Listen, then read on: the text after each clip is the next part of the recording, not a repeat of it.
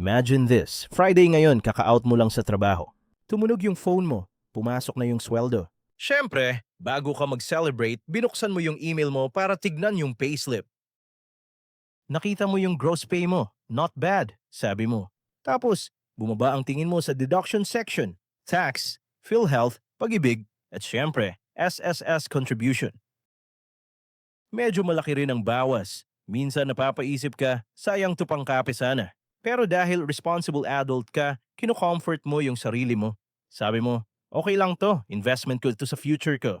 Pagdating ko ng 60 years old, may pension ako. Gobyerno ang may hawak, kaya safe out to. Fast forward tayo, 30 years later, 60 years old ka na. Wala ka ng trabaho. Nag-aantay ka na lang ng padala mula sa SSS pension mo buwan-buwan.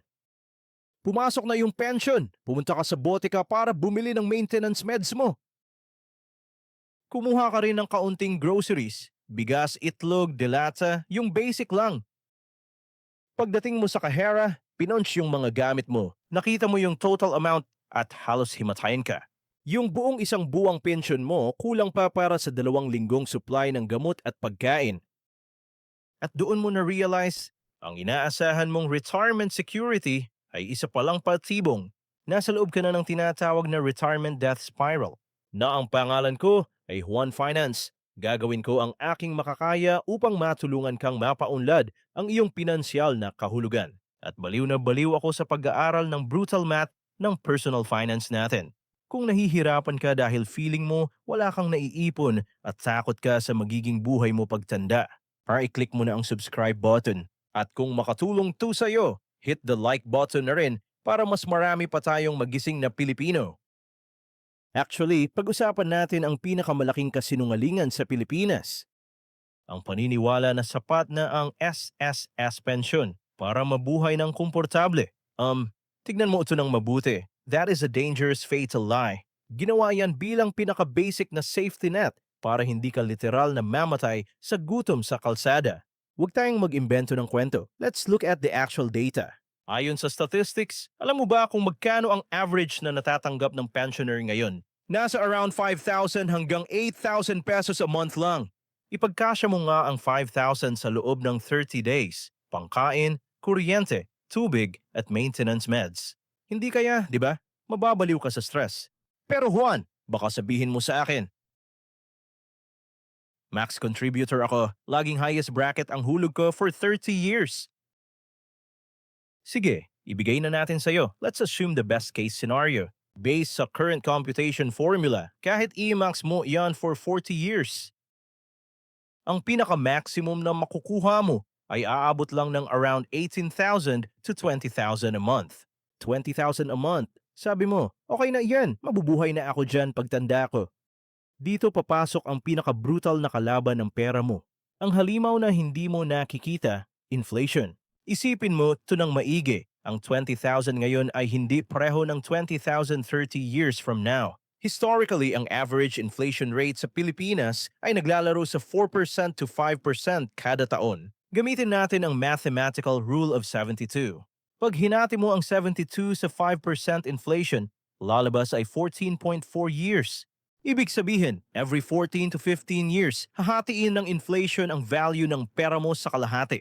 Kung 30 years old ka ngayon at magre-retire ka at age 60, that's 30 years from now. 2 beses hahatiin ng inflation ang pera mo, 2 cycle. Ang purchasing power ng 20,000 max pension mo, pagkatapos ng 30 years, ay magiging katumbas na lang ng 5,000 sa halaga ng bilihin natin ngayon. Tatanungin kita ulit ng seryoso, kaya mo bang mabuhay sa 5,000 a month ngayon? Siyempre hindi. Mapuputulan ka ng kuryente at magugutom ka. E paano pa pag matanda ka na? Mas madali kang magkasakit. Kailangan mo ng maintenance. This is the absolute definition of the SSS retirement death spiral. Asa ka sa isang fixed income na hindi lumalaki, habang ang presyo ng bilihin at gamot ay walang limitasyong umaakyat. Bakit natin hinahayaan to? Bakit ang daming Pilipino ang nabibiktima nito?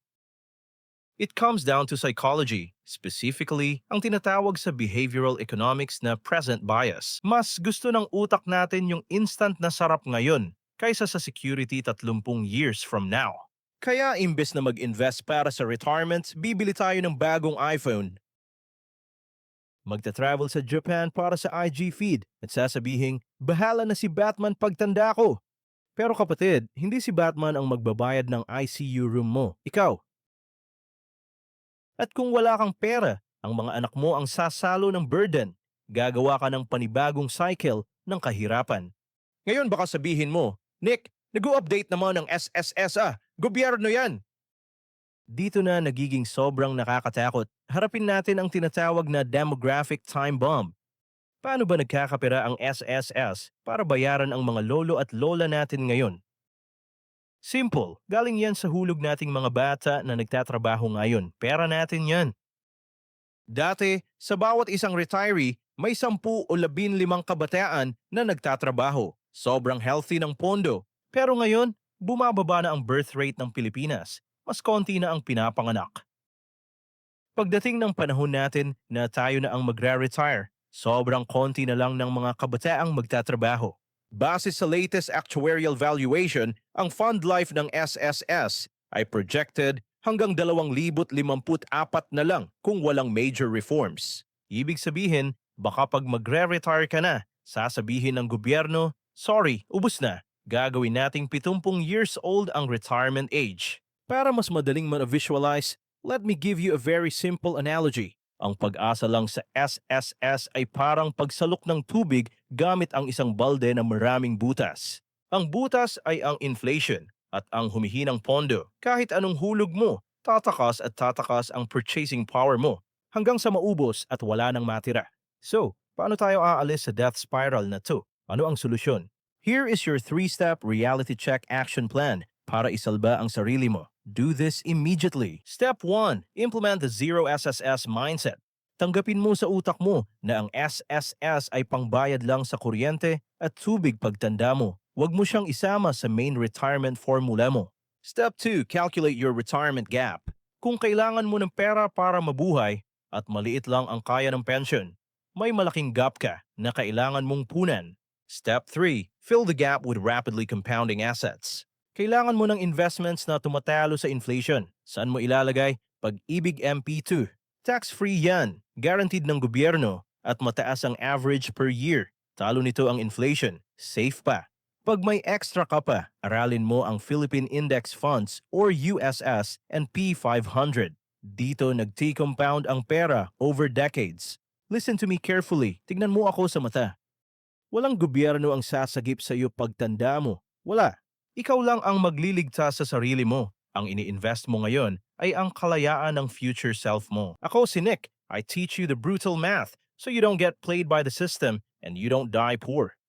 Kung may natutunan ka at nagising ang diwa mo, huwag mong suluhin ang impormasyong to. I-share mo ito sa group chat nyo para maligtas mo rin ang mga kaibigan mo sa death spiral. At i-hit mo na ang subscribe button para sa mas marami pang data-driven reality checks. Maraming salamat sa panunood. Cheers, and always play the long game.